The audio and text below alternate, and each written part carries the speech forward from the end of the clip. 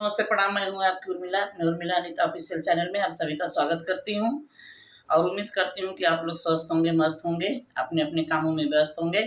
और आइए एक बहुत प्यारा सा विवाह गीत सुनाने जा रही हूँ। गीत कैसा लगता है कमेंट बॉक्स में जरूर बताइएगा।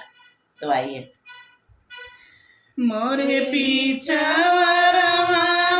गेंदवा के फूलवा, अरे गेंदवा के फूलवा, अरे गेंदवा फूलेला कचनार रे ललनवा, अरे गेंदवा फूलेला कचनार रे ललनवा।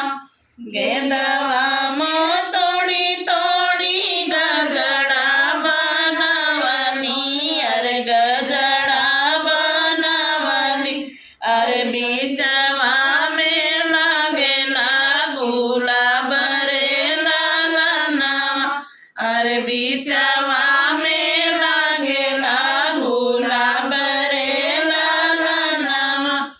गजड़ा बैरी धुला गैल ससुररिया, अरे गैल ससुररिया, अरे दुल्हन देवड़िया दैले ठाड़ रे ललनवा, अरे दुल्हन देवड़िया दैले ठाड़ रे ललनवा।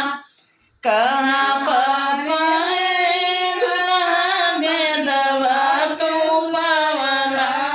गेंदवा कहाँ पाया दुल्हा गेंदवा के फूलवा, अरे गेंदवा के फूलवा, अरे कहाँ पाया, अरे कहाँ जे पाया गुलाब रे ललनवा, अरे कहाँ जे पाया गुलाब रे ललनवा।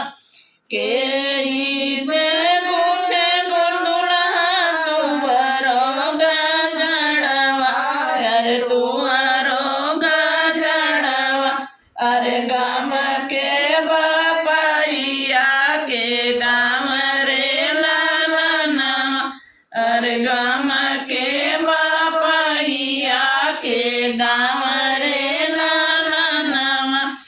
मोरे पीछा मालिनी के बगिया, अरे मालिनी के बगिया, अरे अरे ओ से मोरा बड़ा व्यवहार रे ललनवा, अरे ओ से मोरा बड़ा व्यवहार रे ललनवा।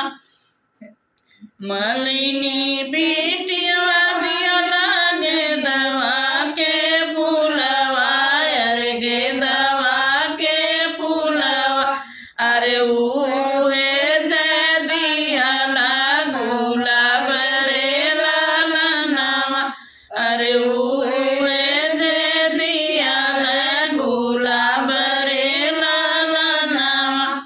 मालिनी बिटिया घूछे मोर गजड़वा, अरे मोर गजड़वा, अरे माँ के ससुर पूरा गाँव रे ललनवा, अरे माँ के ससुर पूरा गाँव रे ललनवा। जब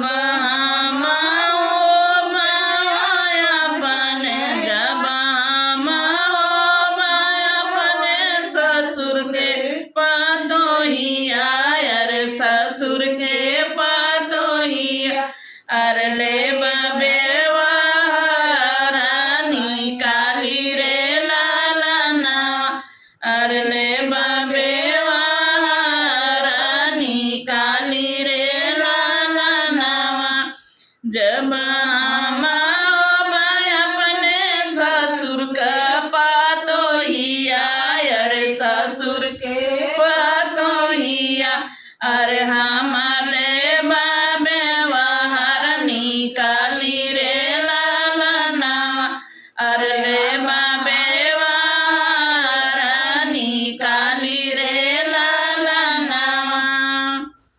तो दोस्तों, विवाह गीत कैसा लगा कमेंट बॉक्स में ज़रूर बताइएगा। मिलते हैं फिर नेक्स्ट वीडियो के साथ, तब तक के लिए बाय।